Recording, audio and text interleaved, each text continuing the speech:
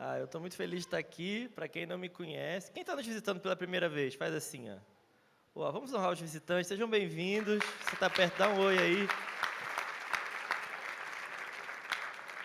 Para quem não me conhece, sou o Davi, sou presbítero lá na Igreja One do Rio de Janeiro. Estou há 3 meses lá, né? 3 meses lá. Deus tem sido muito bom com a gente lá, tem sido um tempo de muita leveza, muita coisa boa acontecendo. Vim com o Vinícius e o Timóteo. Levanta aí também, já que a gente está... Esses homens... Timóteo vocês conhecem, foi junto com a gente lá. E o Vini, eles têm sido irmãos valorosos para a igreja lá. E Madi e Caterine vieram também. Tem uma galera do Rio aí, né? Sempre tem. O Anselmo está por aí. A Mai sempre está aqui. Eu acho que sempre que eu prego aqui, a Mai está aqui. Mas é isso. Abre sua Bíblia comigo em Mateus capítulo 13. Antes de nós irmos para a palavra, gente, eu queria falar dessas camisas. Está vendo a camisa que eu estou?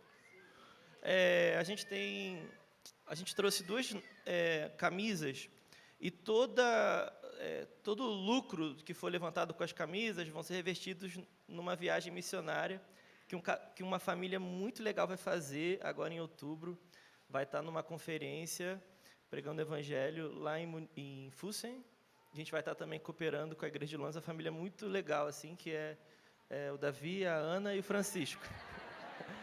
Então, o Senhor deu essa estratégia para a gente está levantando recursos através dessas camisas. Então, passe lá e é uma camisa bem legal, gente, acho que você vai gostar bastante.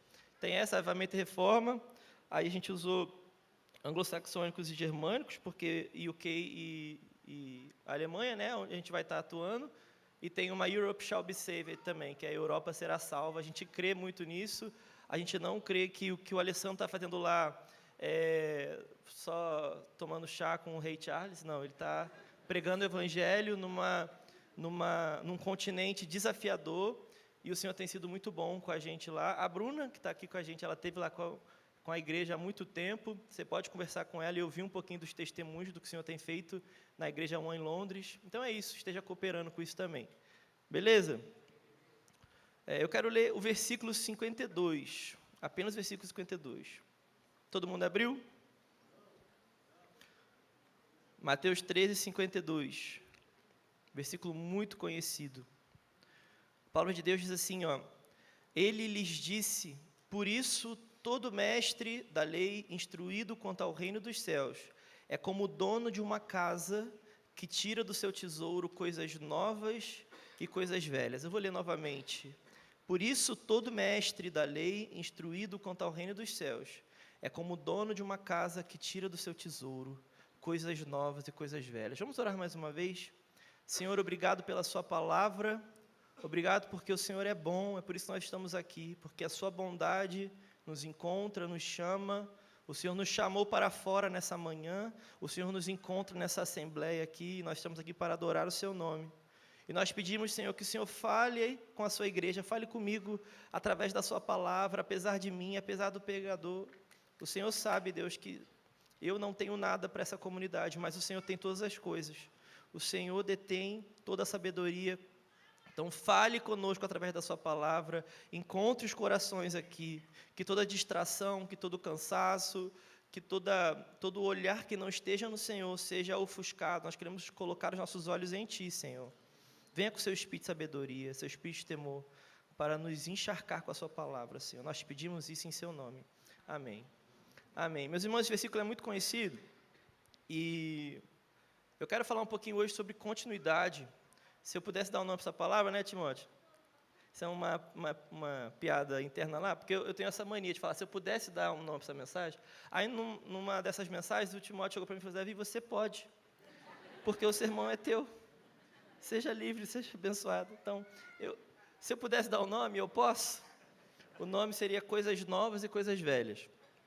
E se eu pudesse dar também um subtítulo, porque agora eu estou chique, eu diria a jornada de continuidade proposta em Cristo e o desafio da continuidade entre as gerações. Eu quero falar muito sobre continuidade hoje. Eu creio que tem muito a ver com a pregação do Matos. Nós fomos muito abençoados lá no Rio de Janeiro. A gente tem falado muito sobre o que foi pregado aqui. Eu creio que não é uma palavra somente para vocês, é uma palavra para nós como AN. E, de alguma maneira, eu quero cooperar com o que o Espírito está fazendo, comunicando no meio disso, né, na vocação que fomos chamados. O Efésios, vocês estão estudando Efésios aqui, e o apóstolo Paulo fala, precisamos entender a vocação na qual fomos chamados.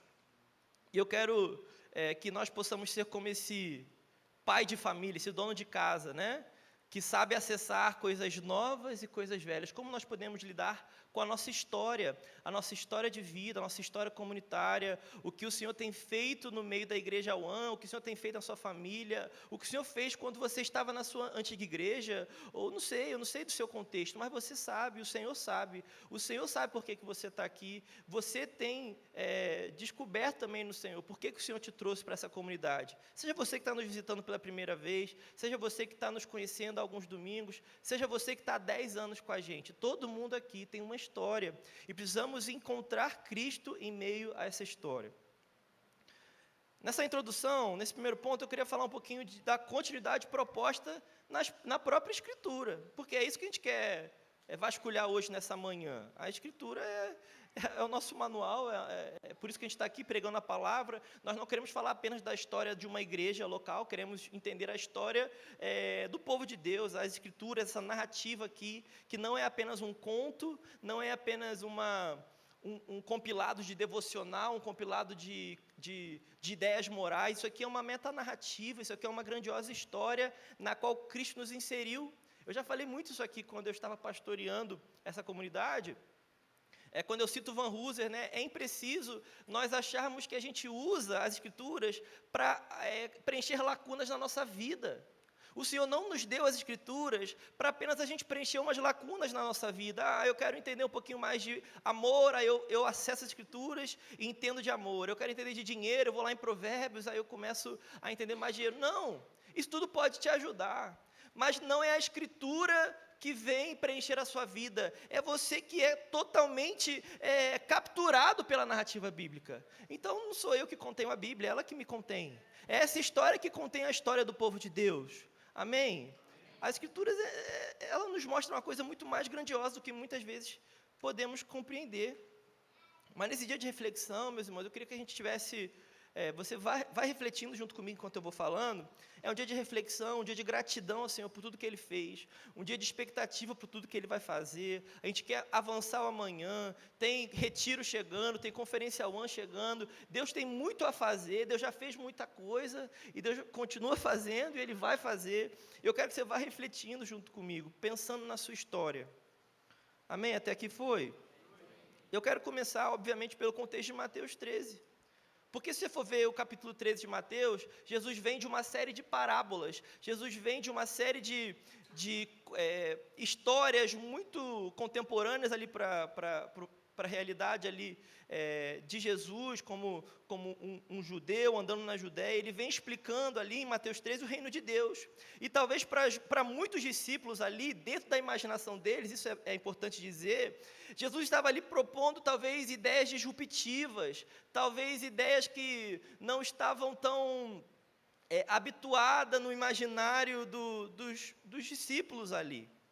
Imagina, meus irmãos, para aqueles irmãos que estavam ali, tendo, por exemplo, na parábola do grão de mostarda, né, o reino de Deus é como um grão de mostarda. E eu acho que esse rabino aí ficou meio doido. Porque não era a dinastia de Davi, a gente não ia dominar Roma, ele vem falar de mostarda, gente. E eu acho que agora vai dar ruim. E aí lá no versículo 31, 33, Jesus começa a falar sobre fermento. Aí confundiu tudo, porque fermento não era coisa ruim. Não era para sair do fermento dos fariseus, agora você vem falar que o reino de Deus é como fermento.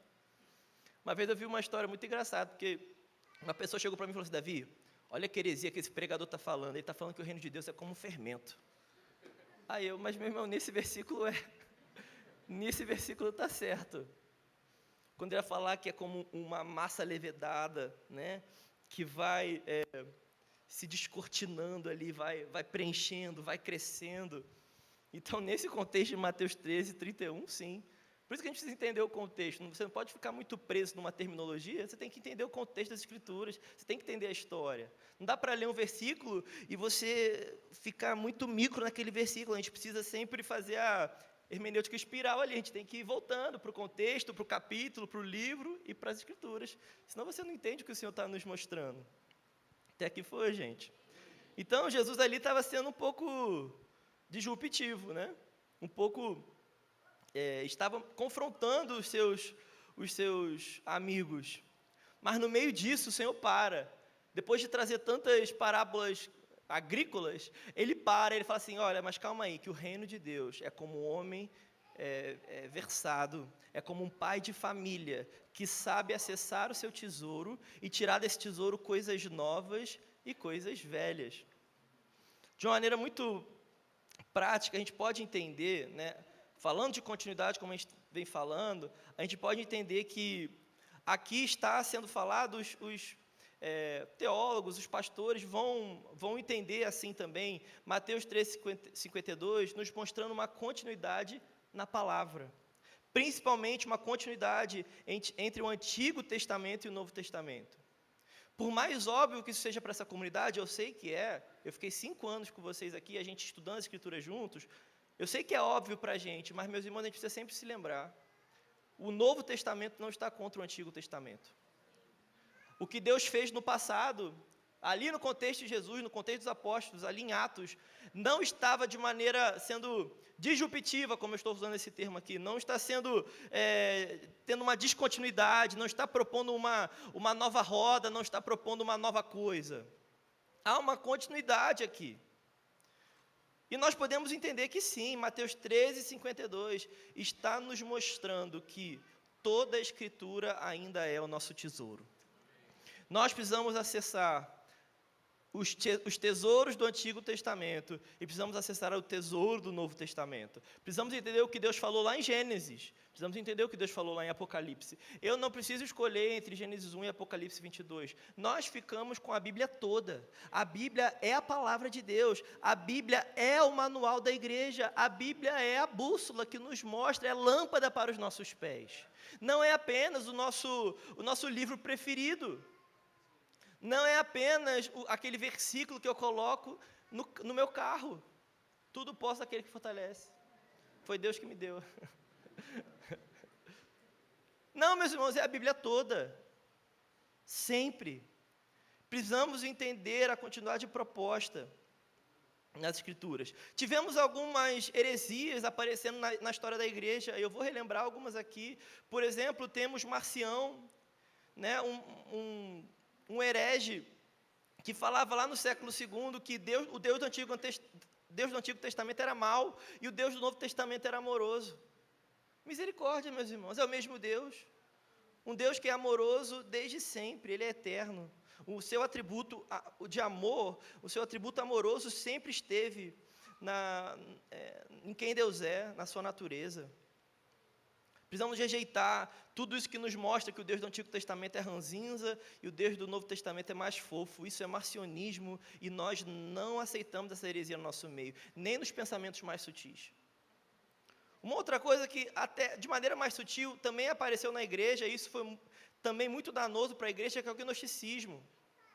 Uma heresia entre o século I e o III ali, que mesmo, como eu falei, de maneira mais sutil, colocava o Evangelho de Jesus como algo mais espiritual, em contraste com o Antigo Testamento, visto como muito aterrado, muito material. O Antigo Testamento fala muito de criação, fala muito de planta, Joel é só gafanhoto, é plantação, chuva serôdia, chuva temporã, não, quero falar de coisas inefáveis. Isso é gnosticismo, meus irmãos. Não podemos cair nessa armadilha de achar que coisas criativas são coisas ruins. A gente tem falado de cosmovisão lá no Rio. O primeiro ato, a criação, é algo bom. Deus fez todas as coisas e irá redimir todas as coisas, meus irmãos. Precisamos ter essa lente em nós.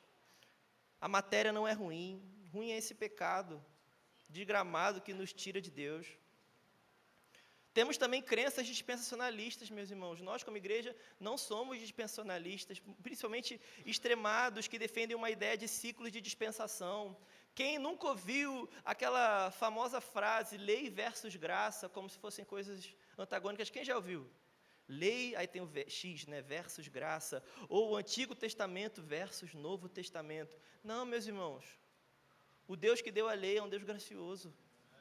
Foi a graça de Deus que deu a lei ali em Sinai para o seu povo continuar caminhando. Nós não precisamos contrapor a lei e a graça, nem a lei e a fé. É lei e fé. A gente tem essa mania de botar uma coisa contra a outra. Eu vou falar disso hoje.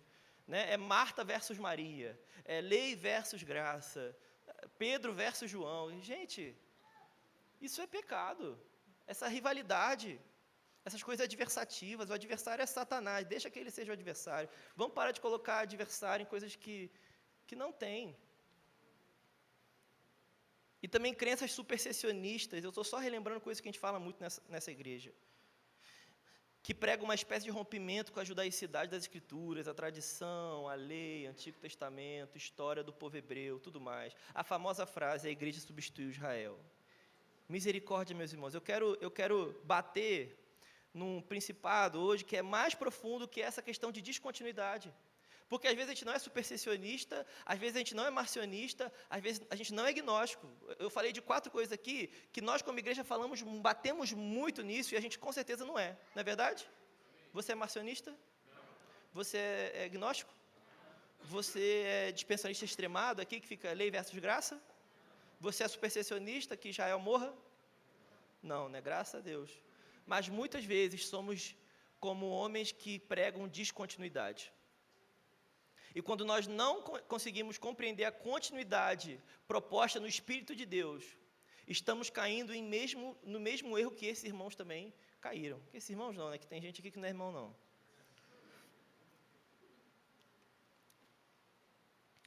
E eu vou começar a tocar em alguns pontos aqui que nos mostram como temos ainda descontinuidade dentro da nossa imaginação. Eu quero começar falando sobre os nossos dias, que são dias bons e dias maus. E como Deus pode usar os nossos dias e as nossas estações para a sua glória, e Ele vai usar. Se você é um ser humano, gente, como eu, como seu irmão que está do seu lado, se você não é um ET, você com certeza, meu irmão, vai ter dia bom e você vai ter dia mau. Com certeza. Você vai ter estações que você vai estar no hype, e vai ter estações que você vai achar que você é Jó. Você olha a Jó e fala assim, não, se eu tivesse vivido na época de Jó, esse livro tinha meu nome. Meus irmãos, por quê? Porque a vida é assim. A vida nessa era de peregrinação é assim. Nós temos dias bons, e eles devem ser para a glória de Deus. E nós temos dias maus, e esses também devem ser para a glória de Deus. A vida cristã, meus irmãos, não é feita de extremos. Ou a gente está lá no Egito, ou a gente está lá em Canaã. Não, a gente está nesse lugar de meio termo que chama deserto. Vocês sabem disso. Eu estou só relembrando coisas que vocês sabem. Como eu falei muito aqui já, a vida cristã, meus irmãos, é uma trama agridoce. A gente vai ter que lidar com essas nuances na vida cristã. A gente vai ter que lidar com o deserto. A gente vai ter que tirar esses extremos que estão fazendo dano ao nosso país, às nossas famílias. Tudo é extremado, tudo é 8 ou 80, a gente não consegue lidar com temperança, a gente não consegue ser equilibrado, a gente não consegue ponderar, a gente não consegue refletir. A gente falou disso ontem aqui. Não tem reflexão, não tem temperança. Você não consegue olhar o seu pensamento extremado e ouvir um outro irmão que pensa diferente de você e falar assim, é verdade, eu acho que eu estou extremo demais, acho que eu estou maluco. E não estou falando de radicalidade, eu vou terminar falando disso. Porque nisso você tem que ser radical. Eu estou sentindo falta de radicalidade no nosso meio, e eu creio que Deus vai levantar novamente uma igreja radical. Mas eu estou falando que no meio dessa vida de dias bons e dias maus, a gente precisa saber lidar.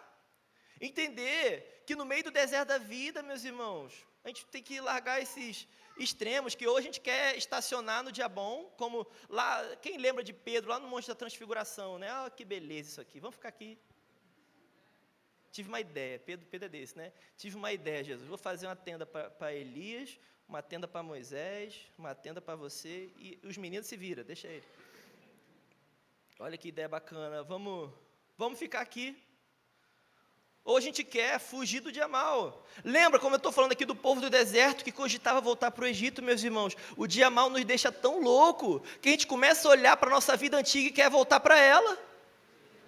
Sabe por que o povo lá no meio do deserto fala assim, a cebolinha do Egito, a batatinha do Egito, eu ia estar lá em Gozém agora, escravo, mas pelo menos eu ia estar comendo uma cebolinha. Que saudade da cebolinha. Mas quando você estava lá comendo a cebola, você estava reclamando. Não é verdade? Você estava lá reclamando, eu não aguento mais comer cebola. Aí você passa, Deus está te mandando para frente, que saudade da cebola. Isso é coisa de maluco, gente. A gente está tendo surtos espirituais, por causa do dia mal. A gente precisa da graça de Deus no meio do dia mal, gente. A gente precisa da graça de Deus no meio do deserto da vida. Não querendo estacionar no dia bom, mas também não querendo fugir do dia mal. Pensa na nossa história como igreja, pensa na sua história familiar. Eu tenho falado isso muito no Rio, né? Fiquei 5 anos aqui, estou voltando um outro Davi, é uma outra pessoa, porque vocês me abençoaram muito, eu fui muito mudado aqui, Deus me mudou nessa igreja. E Deus mudou a igreja lá, também no contexto deles, eu estou voltando para uma outra igreja e um outro Davi. Que doideira, parece Dark, quem já viu essa série?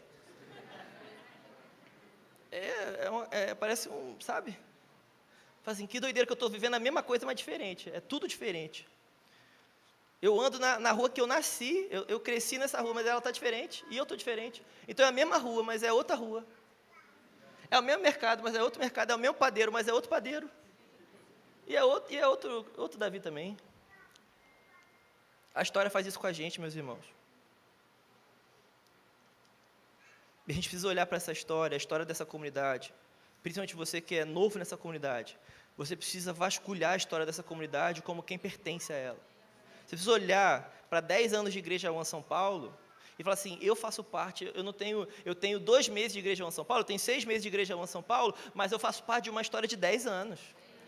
E eu tenho direito a isso aqui.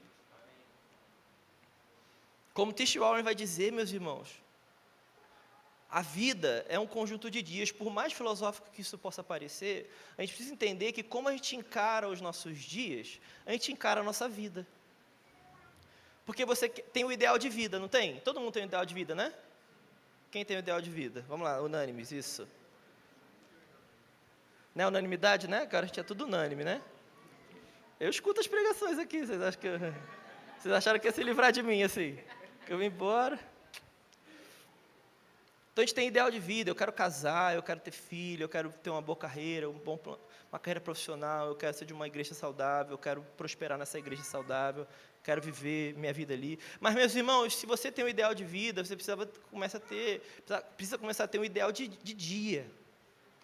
Porque se você é desleixado com os seus dias, você é desleixado com a sua vida. Se você não sabe ordenar e glorificar a Deus, se eu não sei ordenar e glorificar a Deus nos meus dias, eu não vou glorificar a Deus na minha vida. Sabe como é que você tem uma vida de oração? Quando você tem dias que você ora. Sabe como é que você tem tem uma vida de paternidade? Quando todo dia você é um bom pai para o teu filho. Porque a vida é um conjunto de dias. E assim como eu sei que muitos de vocês carregam memórias dessa comunidade. Eu não vou falar do Rio, vou falar da nossa comunidade aqui. Carregamos histórias, carregamos memórias boas e memórias ruins. Se você não tem memórias ruins da sua comunidade, da sua família, talvez, assim, que bom, né? Não estou jogando praga para a sua vida. Mas se você for um pouco mais profundo nisso, você vai achar reflexões, questões, desafios.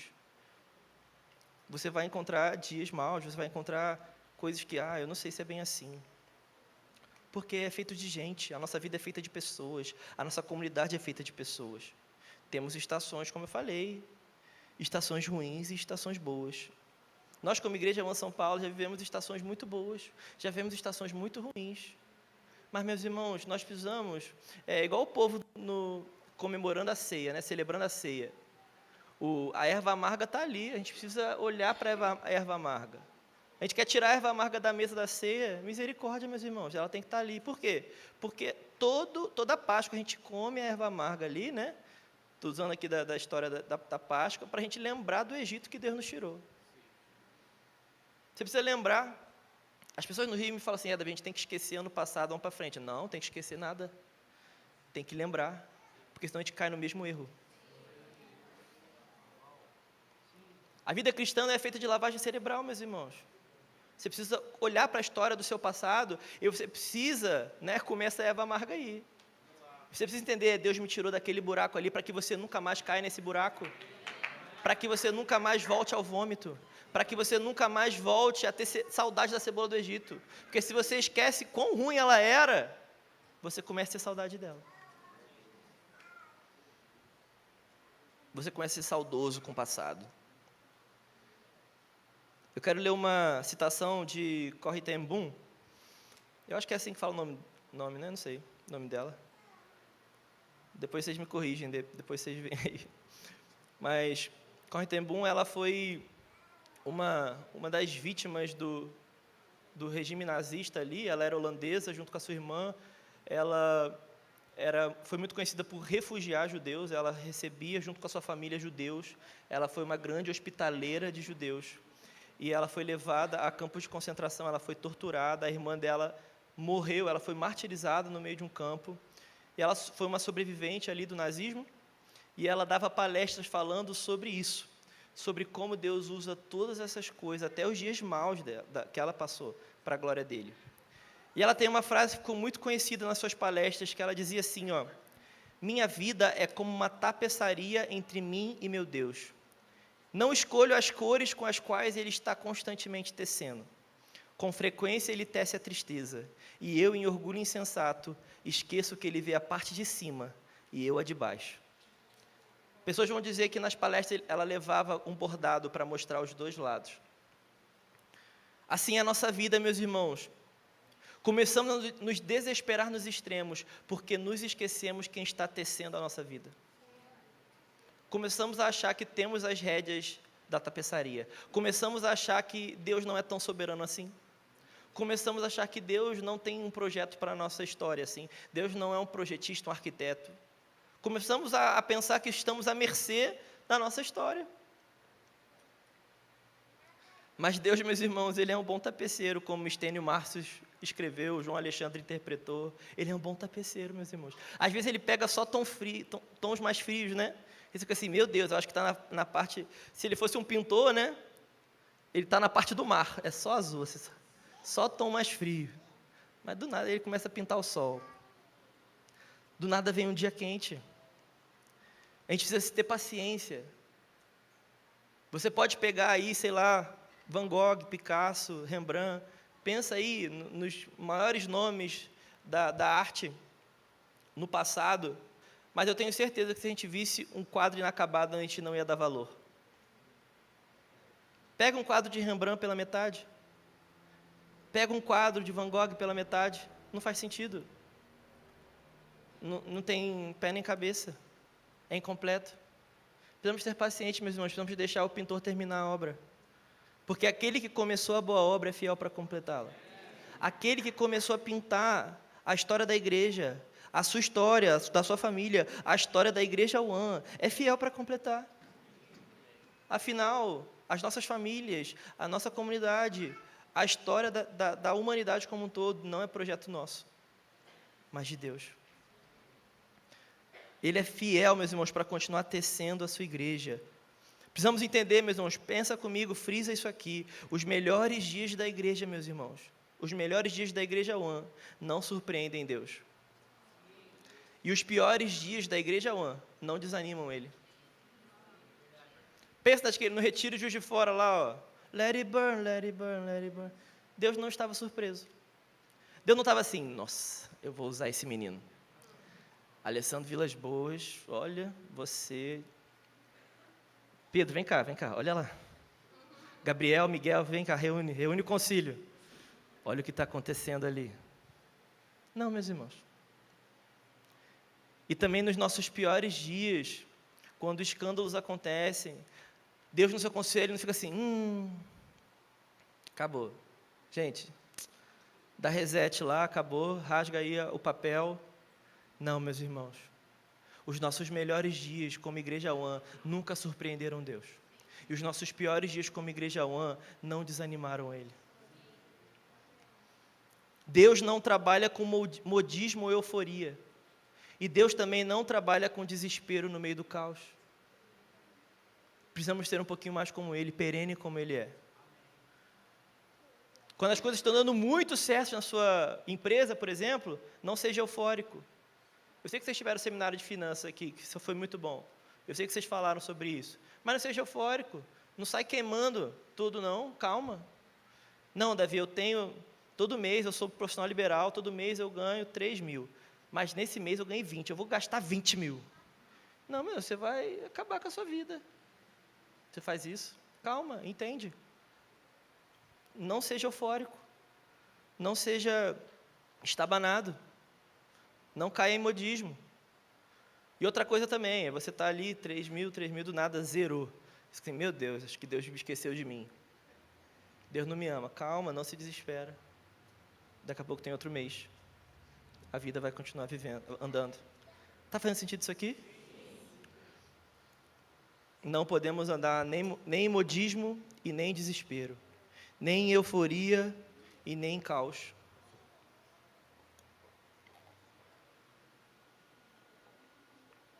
Está sendo legal até aqui? Sim.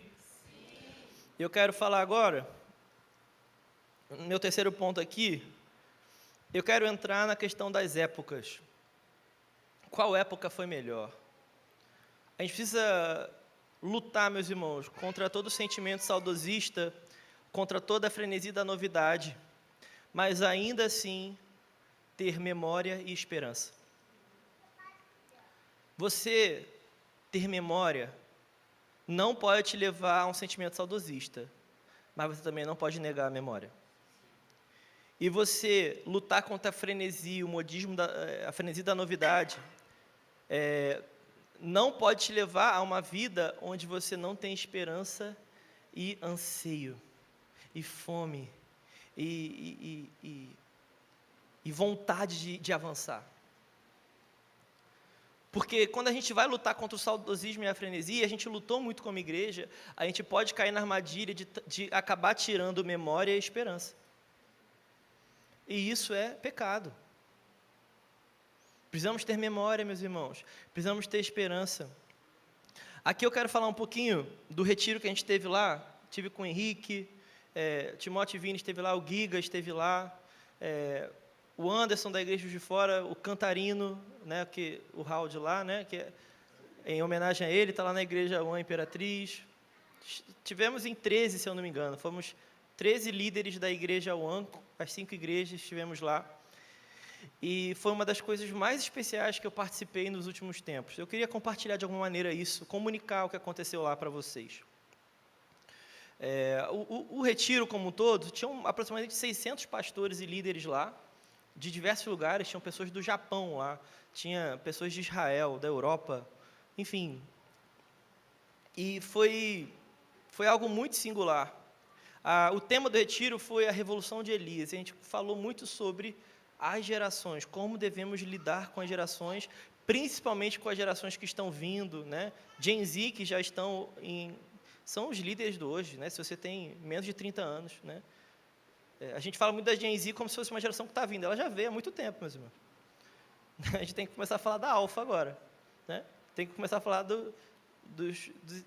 das crianças de 12 anos, né? De 10 anos, de 13 anos. Então, isso foi muito falado lá no retiro, foi muito conversado e foi muito especial, assim, foi bem intenso.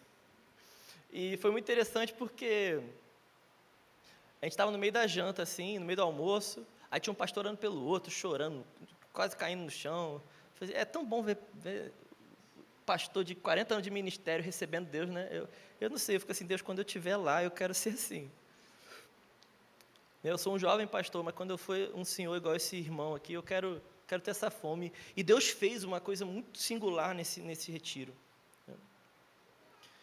E a pergunta que ficou no ar, assim, que a gente ficou refletindo durante toda a semana, será que precisamos, de fato, escolher entre uma geração e outra? Será que precisamos ter essa coisa que eu acho que faz muito mal para a igreja, de ficar escolhendo quem é o da vez? Tem que passar o bastão, né? Minha geração já passou, ou minha geração está chegando. Meus irmãos, a gente pode perceber que não é bem assim que Deus trata com a igreja. A gente vê, por exemplo, né, essa fé cristã transmitida de geração em geração. A gente vê, por exemplo, em 2 Timóteo 1,5, Paulo mencionando para Timóteo, Eunice e Lloyd, a avó e mãe de Timóteo. Uma fé que foi passada de geração em geração. Vemos a todo momento Deus exortando os mais velhos em relação aos mais novos, exortando os mais novos em relação aos mais velhos. Por exemplo, em 1 Reis 12, né, a gente vê que Roboão ignora o conselho dos anciãos, ele dá ouvido apenas aos mais jovens. A gente vê que isso é causa de divisão no povo de Deus. A gente vai ver que foi o próprio Deus que permitiu, isso foi como uma consequência do pecado de Roboão. A consequência do pecado de Roboão foi ele ignorar o conselho dos anciãos. Uma coisa tão simples, mas a gente vê no versículo 19 de 1 Reis 12, que isso compromete toda a dinastia de Davi. Apenas por ele não saber lidar com uma geração que veio antes dele.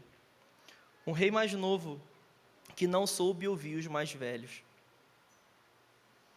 Meus irmãos, quando nós desonramos nosso passado, como foi com Roboão aqui, nós comprometemos todo o nosso futuro. Porque Roboão não soube ouvir o seu passado, ele perdeu todo o seu futuro.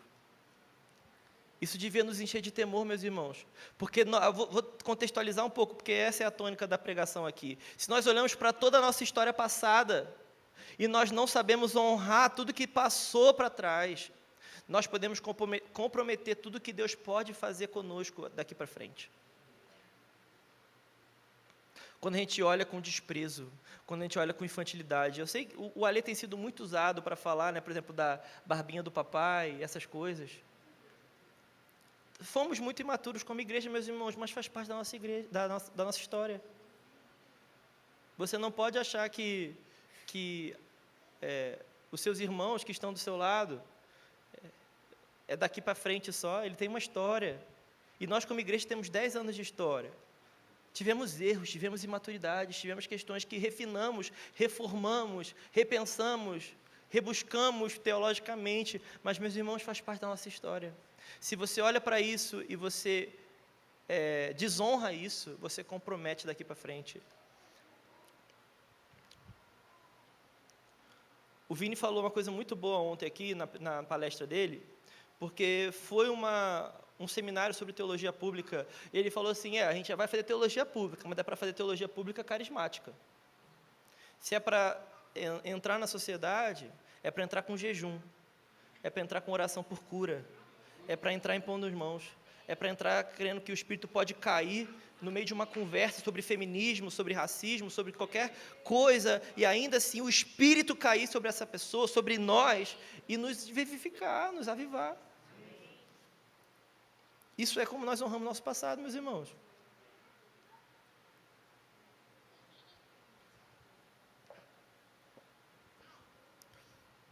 Nós, como Igreja One, nós não podemos tentar ser uma presbiteriana, nós não podemos tentar ser uma batista, nós não podemos tentar ser uma metodista. Eu não falo isso desonrando os irmãos metodistas, presbiterianos e batistas, mas reconhecendo que nós não viemos de um seio metodista, presbiteriano ou batista.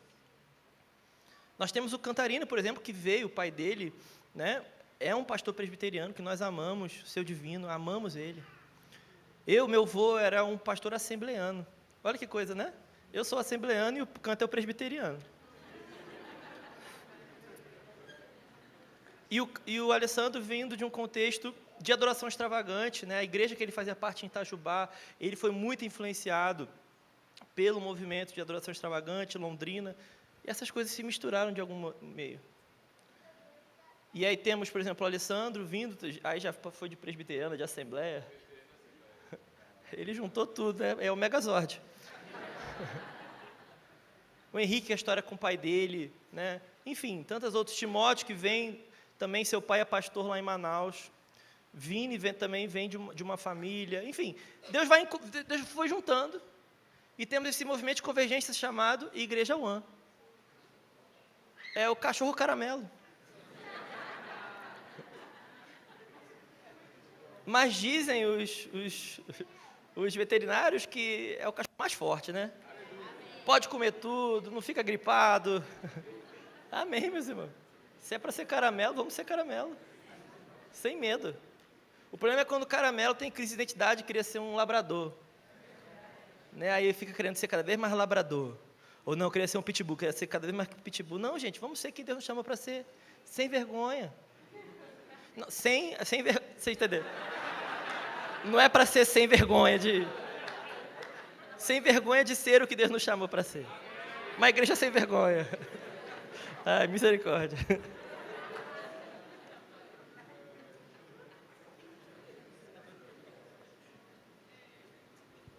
Mas quando você compromete seu passado, como eu estou falando, quando você desonra isso, você se perde, você fica à deriva.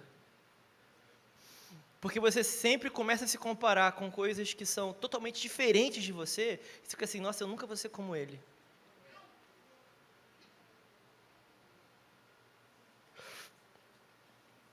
A gente vê, por exemplo, em 1 Coríntios 12, o apóstolo Paulo falando sobre o corpo de Cristo, que é composto por membros diversos, meus irmãos, e igualmente necessários.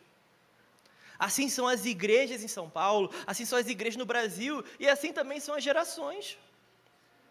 Por muito tempo se falou, né, sobre a geração dos pés, geração da mão. Quem já ouviu isso, né? Eu não sei qual geração a gente é, gente, mas eu quero ser do corpo, eu sei que eu estou ali. E eu quero ser usado por Deus da maneira que Deus me fez. Meus irmãos, eu estou sendo altamente tocado por Atos 17, 26. Vamos abrir? Abre comigo em Atos 17. Pensando muito no Francisco, pensando nas crianças que estão aqui, na Esmeralda, no Bernardo, no Tito. Crianças que queríamos muito ver crescer de perto, mas o Senhor tem... Atos 26, meus irmãos, tem sido um bálsamo para mim.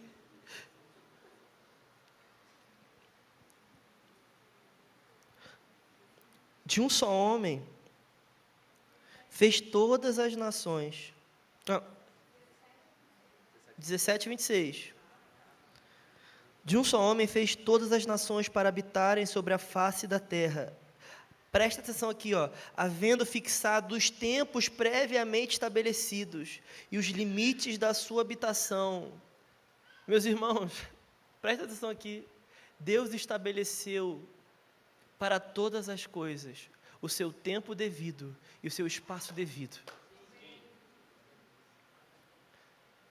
A gente tem que parar de olhar para essa geração que está vindo e falar assim, coitado do Francisco, né?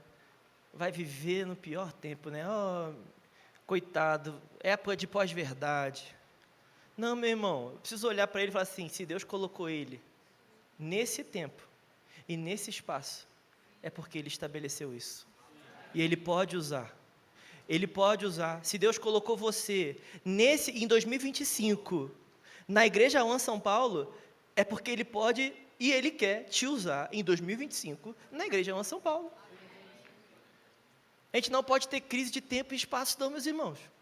Porque Atos 17, 26 nos mostra um Deus que prevê, um Deus que estabelece todas as coisas. Eu não posso ficar lá no Rio falando assim, minha igrejinha em São Paulo, gente, cadê? Eu preciso olhar para Atos 17, 26 e honrar os 5 anos que eu passei aqui e falar assim, se Deus me trouxe para essa cidade, eu posso me deleitar com Ele aqui. E meus irmãos, tem sido muito bom lá.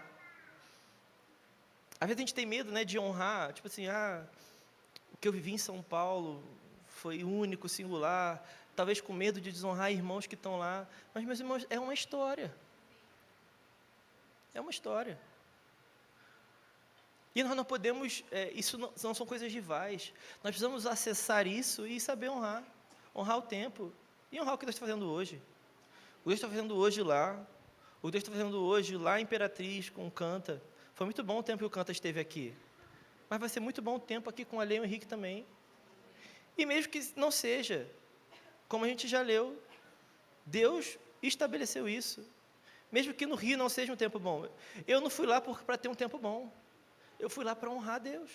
Você não deve estar aqui procurando apenas um tempo bom, mas para honrar Deus, porque Deus previamente estabelece tempo e espaço. Deus pode usar os alfas do jeito que Ele quer. Deus pode usar a geração Z do jeito que Ele quer. Deus pode usar os betas, né, que estão nascendo agora, do jeito que Ele quer. Faz sentido isso aqui, meus irmãos? E como é que a gente lida com tempo e espaço nesse sentido, meus irmãos? Precisamos voltar a Deuteronômio 6, precisamos voltar a Tito 2, precisamos ensinar um ensino intergeracional, prática natural do povo de Deus, uma geração contará a outra. Uma geração contará a outra as maravilhas de Deus, os feitos de Deus. Porque é Deus que está desenrolando essa história. Eu não detenho o clímax da história, Deus é o clímax da história. E assim, cara, é porque vocês não tiveram na Afonso Schmidt. Né? As pessoas vão falando assim, o Alê cabeludo. Eu cheguei, o Alê nem tinha cabelo. Ele foi ser cabeludo depois, eu já estava cansado de ouvir o Alessandro quando ele ficou cabeludo. Mas a gente fica, sabe, a gente olha na internet, a gente vê essa questão demoníaca de descontinuidade, qual geração foi melhor, qual época foi melhor, qual CD foi melhor, qual música foi melhor, qual igreja foi melhor, qual ano foi melhor. A época de Diante do Trono era tão bom. Porque você não pegou, Vencedores por Cristo. Época de Vencedores por Cristo. Quem conhece Vencedores por Cristo? Vocês estão ficando velhos, tá? Cristo é meu, sim, Cristo é meu, minha vida Ele transformou. Alguém conhece? Nossa, muito bom. Resumindo, o que foi melhor, né?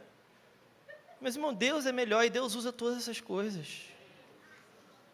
Né? O que foi melhor, Arrascaeta ou Zico? A gente fica nessas...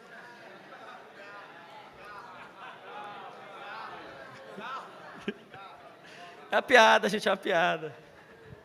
Flamengo de 19 ou Flamengo de 81?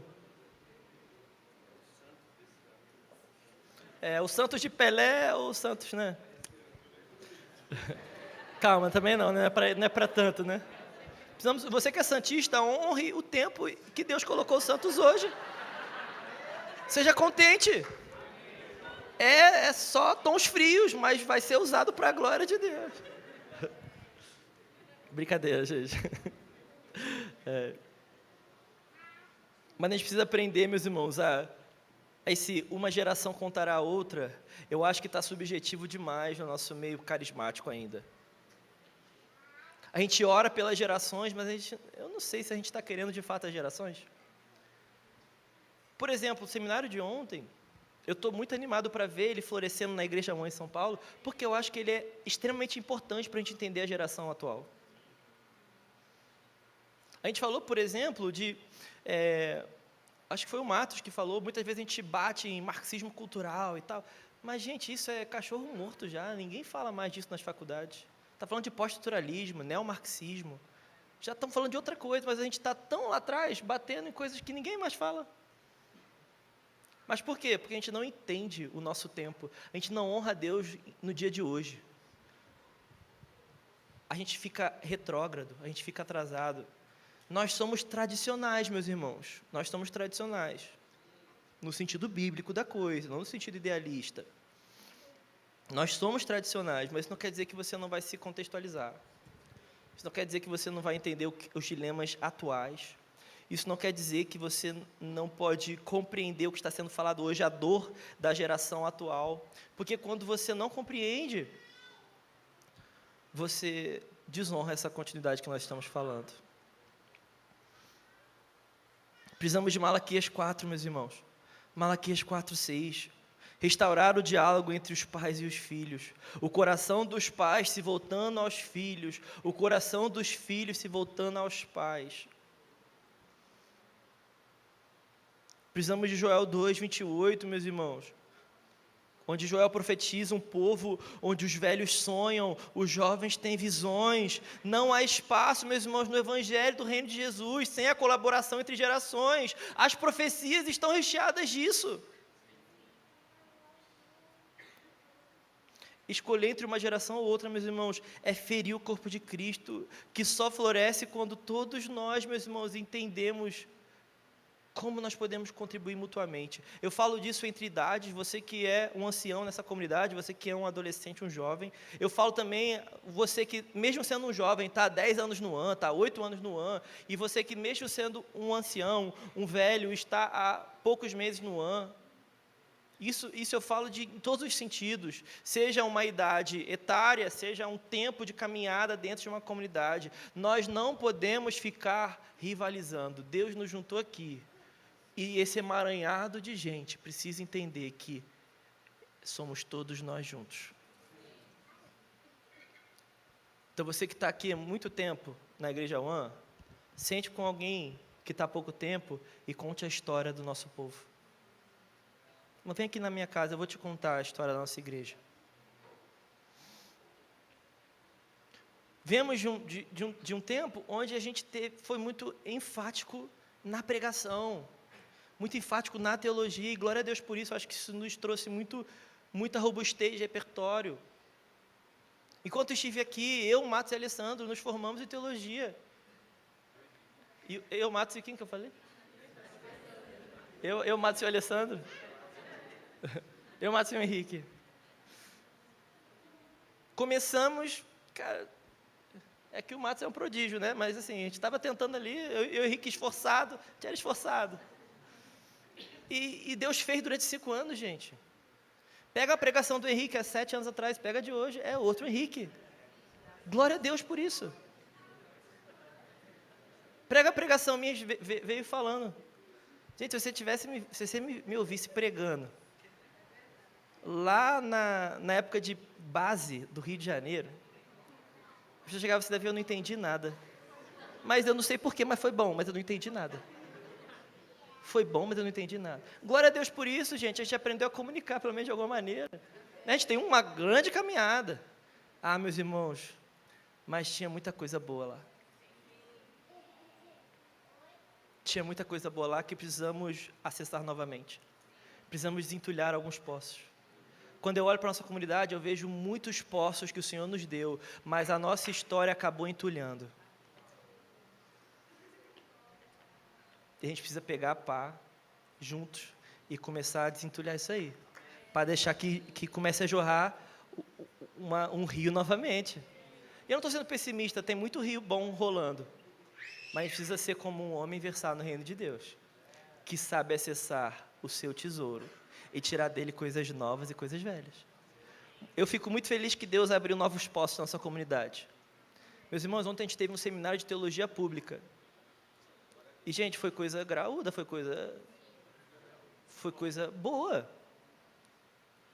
Estava ouvindo os meninos palestrando, fica assim, meu Deus, isso é coisa séria. Tem muita coisa aqui que é tempo para digerir, é tempo para a gente conversar. Quando a gente imaginaria isso, gente, um seminário de teologia pública na Igreja One? Então, eu fico muito grato por esses postos que Deus está abrindo na nossa comunidade. Mas eu creio que tem postos antigos que a gente não pode menosprezar. Senão a gente vai comprometer o rio que Deus vai fazer no futuro. Senão a gente vai comprometer os nossos dias do amanhã. Nada é descartável, Senhor, ó. Nada é descartável na mão do Senhor. Nada é descartável na mão do Senhor, gente. Ninguém é descartável. As pessoas não são descartáveis. Quando você olha para pessoas que poderiam estar aqui e ao longo desses 10 anos saíram, você precisa doer. Precisa doer. Fala assim, que saudade que eu tenho do fulano. Ele faz parte da história. Muitos contribuíram para a nossa história.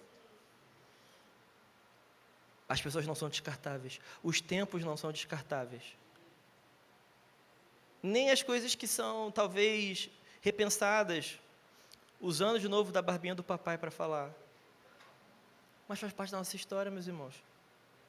Eu lembro da Ana Júlia fazendo carinho na barbinha do Alessandro. E eu lembro como isso fez sentido para nós naquele tempo. Hoje a Ana Júlia é uma moça já. Foi minha daminha de casamento, gente. A gente precisa voltar a olhar para o passado com memória. Não com saudosismo, mas com memória. A gente precisa começar a olhar para o futuro novamente, não com frenesi, mas com esperança. Eu lembro dos dias que a gente sentava para falar na igreja One, a gente falava do futuro, gente. Era assim, não era dominionista não, mas a gente queria quase que dominar o mundo. As pessoas tinham palavra para 78 países, eu não sei como é que isso funciona, mas elas tinham. Quem tem palavra para a China? Eu. Quem tem palavra para Dubai? Eu. Quem tem palavra para a África subsaariana? Eu. Quem tem palavra para a América Central? Eu. Essa pessoa aí é o novo Lauren Cunningham. Vamos ter, só na igreja One, mais 15 jocuns. Mas a gente olhou isso e começou a ridicularizar. Hoje ninguém quer ter palavra para nada. Eu não, eu quero trabalhar, me deixa no meu canto. Meus irmãos. Meus irmãos, nós somos uma igreja missionária. Você pode tentar entulhar esse poço, mas ele vai jorrar. Ele vai jorrar, nós somos uma igreja missionária. Deus vai te incomodar nos seus sonhos. Nós somos uma comunidade radical, não adianta você tentar ficar comportado. Deus vai te incomodar. Nós somos carismáticos, meus irmãos. Nós somos extravagantes, nós somos fraternais. Você pode tentar parar o discipulado da igreja One, mas você não vai conseguir parar, porque não é um modelo do Timóteo, do Matos, ou do não sei quem, não. É o que Deus fez aqui, é como nós nascemos, gente. João 17, é onde a gente nasceu. Você pode tentar parar e refinar o conceito de paternidade, e devemos, mas não tem como parar.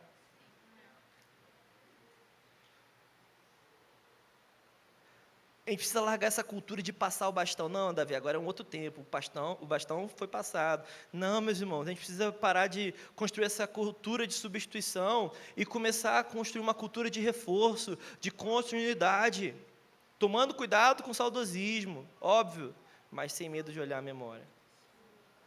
A gente sempre tem a tendência de achar que o pastor era melhor, né? Já falamos do Santos, não vou falar disso mais não. Mas eu estou muito animado para ir para o futuro, meus irmãos. Eu estou muito animado para continuar caminhando com vocês. Eu fico muito feliz porque eu estive aqui, fiquei 3, 4 meses fora, voltei agora. Eu já vejo diferenças, já vejo mudanças, já vejo coisas diferentes, pessoas diferentes, crianças que estavam novinhas, agora estão um pouquinho maior, mulheres que estavam grávidas, agora estão com seus filhos. Isso é bonito, meus irmãos, precisamos achar beleza nisso. Essa crise geracional, meus irmãos, está dividindo as nossas famílias. Falamos ontem também sobre eleições, sobre um Brasil em 2026, talvez tão marcado com polarização, com raiva, com discurso de ódio. Filhos, talvez de um espectro mais diferente politicamente, brigando com os seus pais de um outro espectro. Pais tradicionais, filhos que tendem ao progresso. E o Natal sendo tão machucado. A igreja precisa ser esse lugar de refúgio, meus irmãos, que prega continuidade. Uma geração contando a outra, o pai se convertendo ao filho, o filho se convertendo ao pai, o jovem tendo visão, os velhos sonhando, os jovens que não são como Roboão, e os velhos que não são como... Para falar disso, eu quero falar só um parênteses, já estou terminando, gente. Quando o Douglas Gonçalves foi pregar nessa conferência, nesse retiro que eu falei da Ticum, ele pregou sobre o novo de Deus, ele pregou em cima da história de Samuel indo na casa de Jessé, à procura de Davi. E ele fala que Samuel chegou lá com um repertório sobre o novo de Deus, sobre o novo tempo. Ele sabia que ele tinha que ungir um filho de Jessé, que era daquela casa. E ele foi conversando sobre o novo de Deus e tal. Ele procurou, viu Eliabe, falou assim, acho que é esse cara aqui, acho que é Eliabe, porque ele parece um pouquinho com Saul, né? Acho que é um novo, meio com cara de velho, acho que vai ser Saul, acho que vai ser Eliabe. E conversaram, no fim das contas, gente, não conseguiu ungir ninguém ali nesse primeiro momento. Sabe por quê? Porque não adianta a gente falar do novo de Deus, o Douglas falou isso, se o novo não está ali. A gente vai teorizar um novo tempo, a gente vai ficar falando novo tempo, mas ele nunca vai chegar. Por quê? Porque ele não está ali.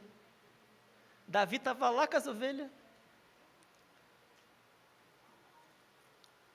E quando o Michel Duque pregou sobre isso, porque estava todos os pastores assim, Deus nos dê Davi, nos deu o Davi dessa geração. Aí o Michel pregou sobre a relação de Chuck Smith com Lonnie Frisbee, no movimento Jesus Movement, que aconteceu no sudoeste dos Estados Unidos, Califórnia ali.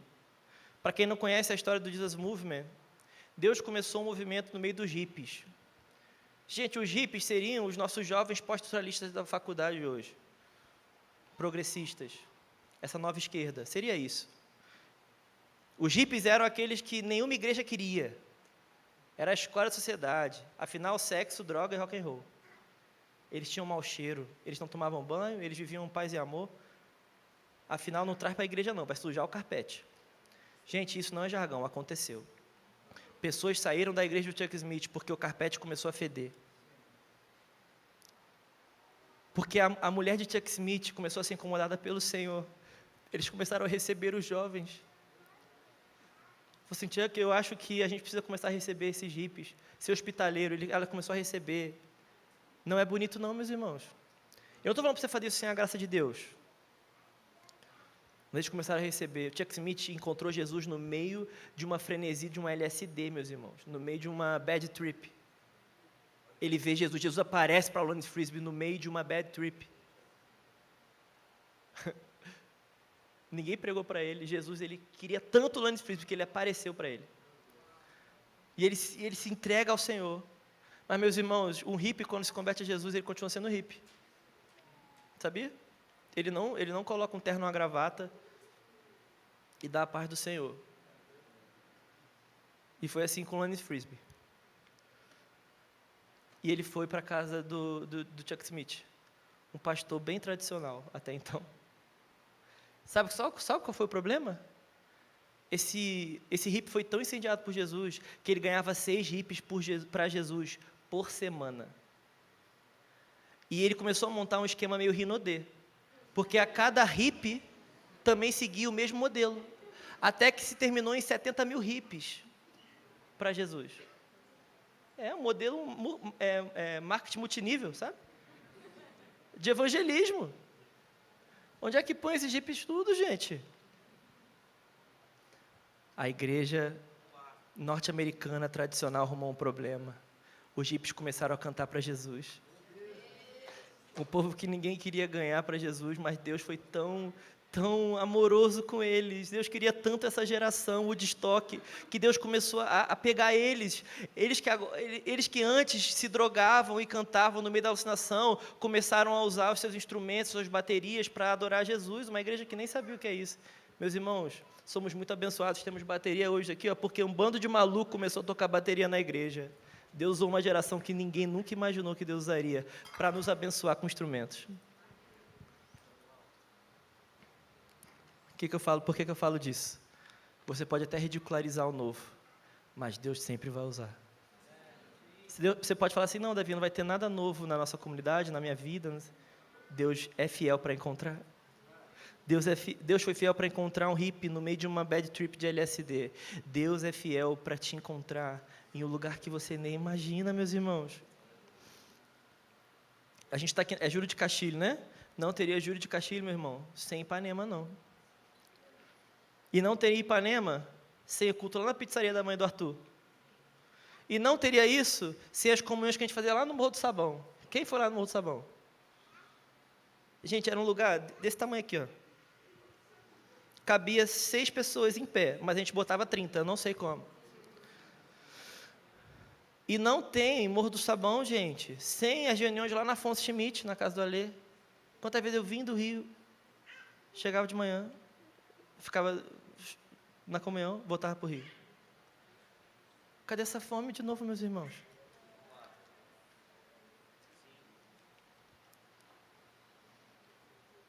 Como James Smith vai dizer, meus irmãos, no livro Como Habitar o Tempo, o presente é um conjunto de passado. Se você nega o seu passado, você está negando quem você é hoje. Porque hoje é um conjunto de passado. Você chega aqui com história. Eu estou com essa roupa aqui porque há 2 horas atrás eu botei ela. Por mais filosófico que isso seja, nós somos um conjunto do passado, meus irmãos. Então, quando a gente desonra o passado, você desonra quem você é. Eu quero terminar falando de 1 Samuel. Capítulo 7, versículo 12. Ali é uma guerra que a gente não, né? Mas o povo ali nunca imaginaria ganhar. Deus intervém na história do povo hebreu. Ebenezer é entoado ali, significa pedra de ajuda. Samuel, o profeta, ele diz: até aqui nos ajudou o Senhor. Até aqui, meus irmãos, nos dá um sentido de que Deus esteve no passado, mas também nos dá um sentido que Deus estará com a gente no futuro, nos empurrando para viver o amanhã.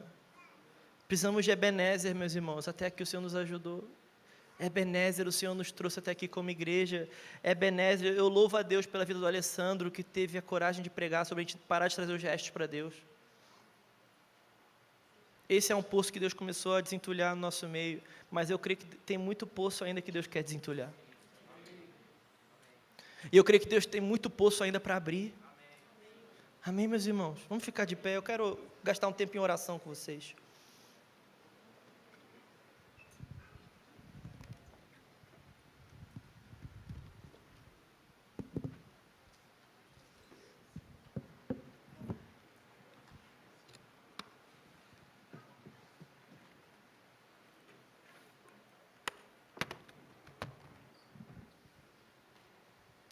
Eu não sei como é que a gente vai fazer isso, mas eu queria que quem tem mais de 4 anos de Igreja One, mais de 3 anos de Igreja One, diminuiu? Faz assim, mais de 3 anos. Eu queria que nós, quem tem menos de 3 anos? Eu louvo a Deus porque Deus trouxe muita gente e Deus tem trazido muitas pessoas. Só no Rio, no último ano, recebemos aproximadamente 100 pessoas. E eu louvo a Deus por isso e eu creio que Deus vai trazer ainda mais pessoas. Mas a gente não pode viver uma rotina de igreja onde a gente vai substituindo pessoas. Se você está aqui há muito tempo, eu honro você, eu honro a sua vida.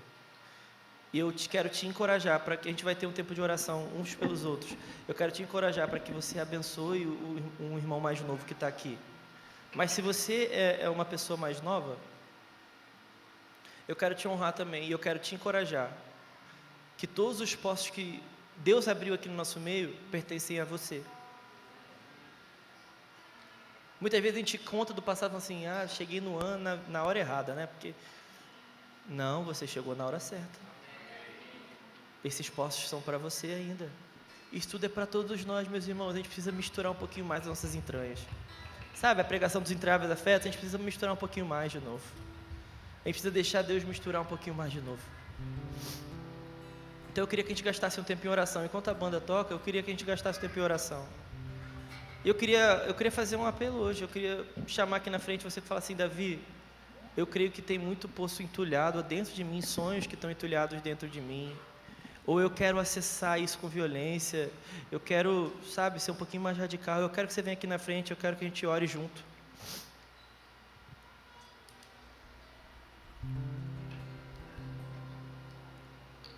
Pode vir, se você quiser pode vir já.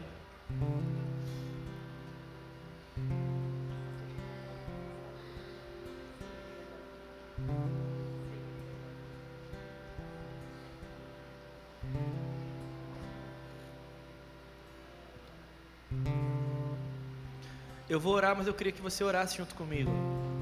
Não me deixe orando sozinho. Não é sobre mim, gente. Eu não sou o abridor de poço, não.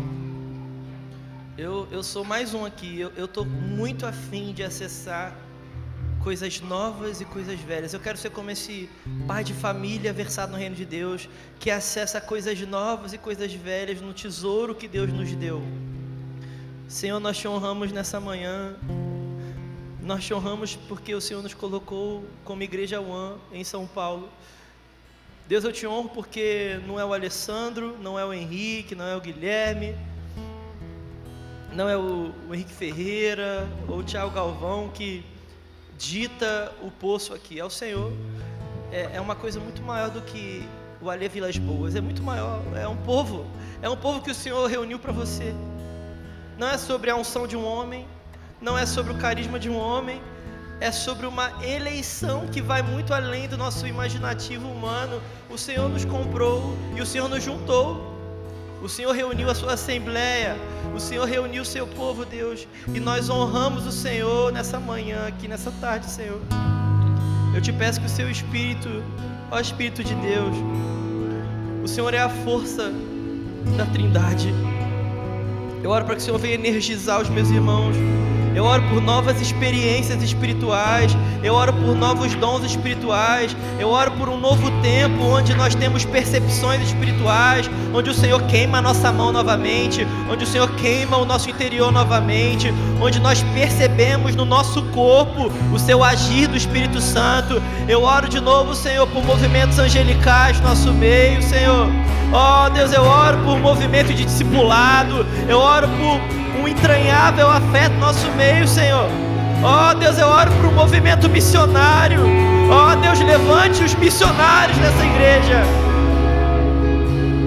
Deus, obrigado porque o Senhor tem levantado pessoas para Marajó. O Senhor tem levantado pessoas para Imperatriz. O Senhor tem levantado pessoas para Europa.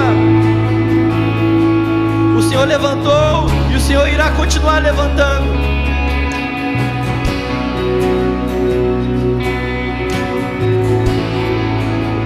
Deus, nós honramos o que o Senhor vai fazer, o que o Senhor fez, o que o Senhor está fazendo. Nós queremos honrar toda a história do Senhor para nós. Deus, como o Alessandro pregou aqui, nós nos cansamos de trazer restos para você. Nós não queremos ser uma espécie de sobrevivente do movimento carismático. Nós queremos ser um povo escolhido pelo seu nome. O Senhor está tecendo uma grande história. O Senhor está tecendo uma linda história. E o Senhor não desistiu do seu povo. O Senhor não desistiu do seu povo. O Senhor não desistiu do seu povo. O Senhor não desistiu. Ebenezer, até aqui o Senhor nos ajudou. Até aqui o Senhor nos sustentou com mão forte.